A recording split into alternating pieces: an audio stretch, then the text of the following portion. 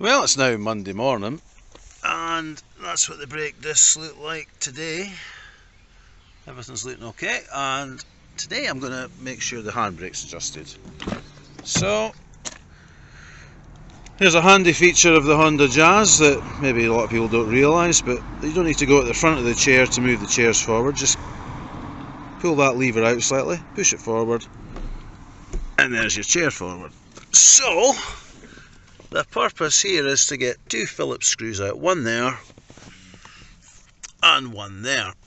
And then once I take those out, I can lift this up to get to the adjuster nut. And I'm going to slacken it off completely and then make sure the wheels spin freely. So the first thing I'm going to do is get two jacks out and jack the car up.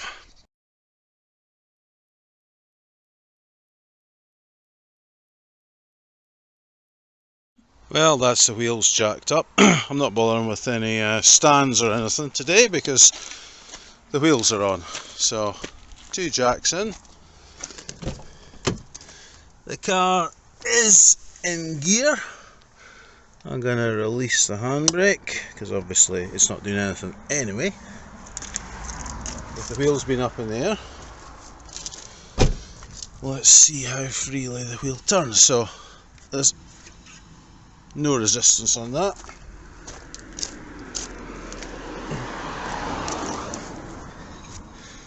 And there's no resistance on that at all. Quite a nice smooth action. Right, so the next step is for me to undo the two screws for the console with a Phillips screwdriver or a crosshead. Depending on how technical you want to be, it might be a JIS screwdriver, but cross-headed screws.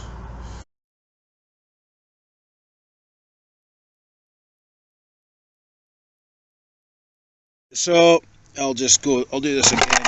So there's a pop stud in there, body panel pop stud.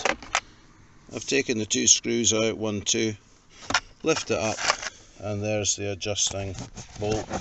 So unless you've been blessed with 3 hands, I'm taking the cup holder and just putting that there so I can see it, and then I'll get it looks like a 12mm socket, and I'll slacken that off, and then I shall pump the brakes to make sure the handbrake is getting the best possible chance of being adjusted at the right point. So time to get the socket on it.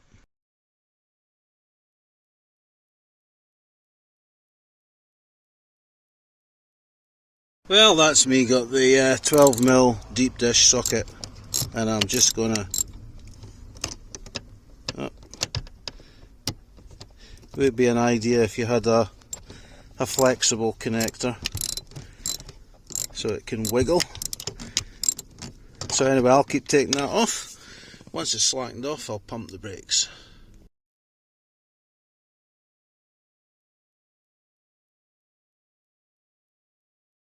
That's it slackened off. Don't forget this nice little handle.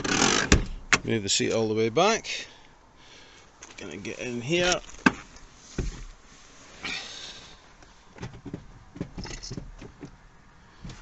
Pump the brake.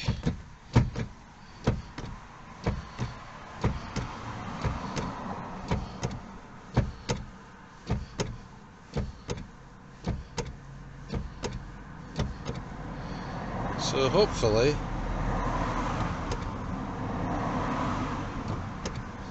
that's going to be okay. Now I'm going to take the slack up.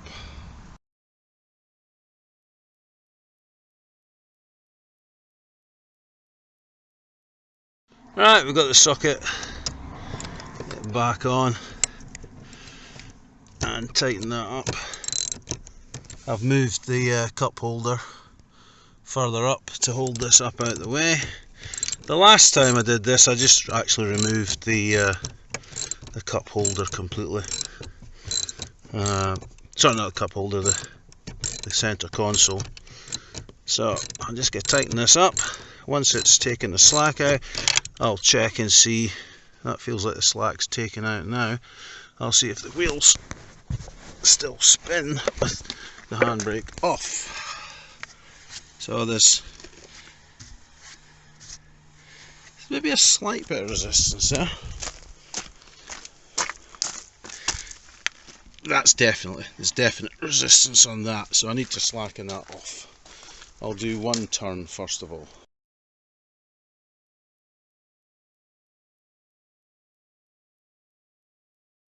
Now, the one thing I will say, the last time I did this, I removed the entire console. When you lift this up, you'll see the handbrake lever. If you lift it up too high, you can put tension on the cable. So when you're doing this, only raise it so it doesn't put any tension at all on the handbrake lever, yeah?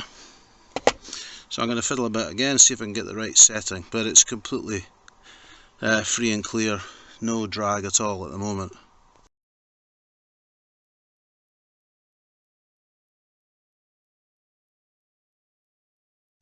Oh, that's this side adjusted.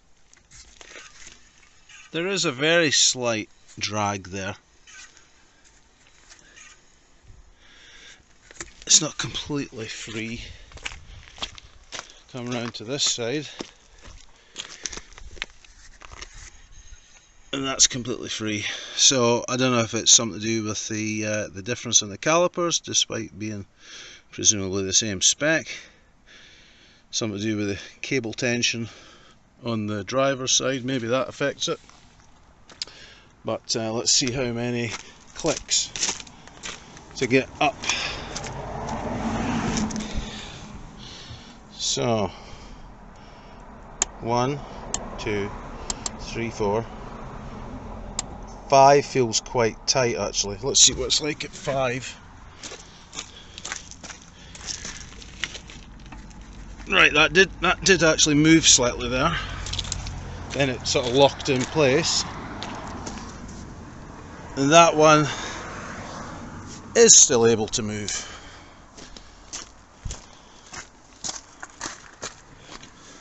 So that was at 5 clicks. 6, 7, 8. Now 8 feels like the end of the travel almost to me. And that feels solid.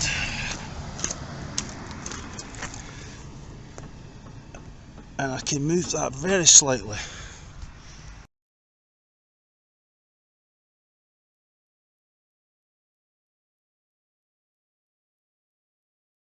Well, I've been doing a bit more fiddling about. That one spins very freely with the handbrake off. And this one spins freely but does come to a halt. So what I'm going to do is I'm going to leave it at that and see how it performs.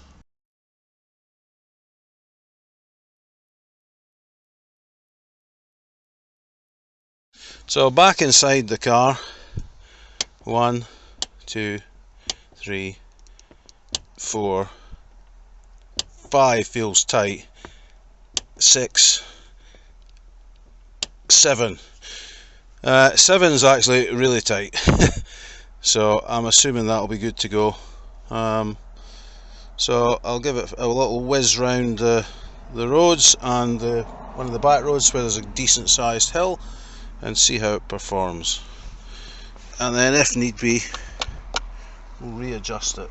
But I don't think it's going to need any adjustment, because it feels very hard to pull on click number 7.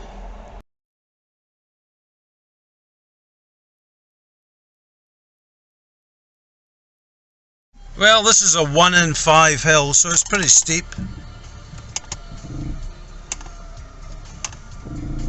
I think it still needs, I think it's on click number 10.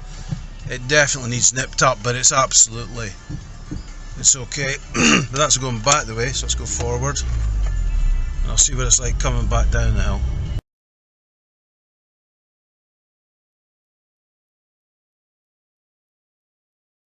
Well, this is about as steep as it needs to be. Definitely holding. So I think it could do a little bit of adjustment.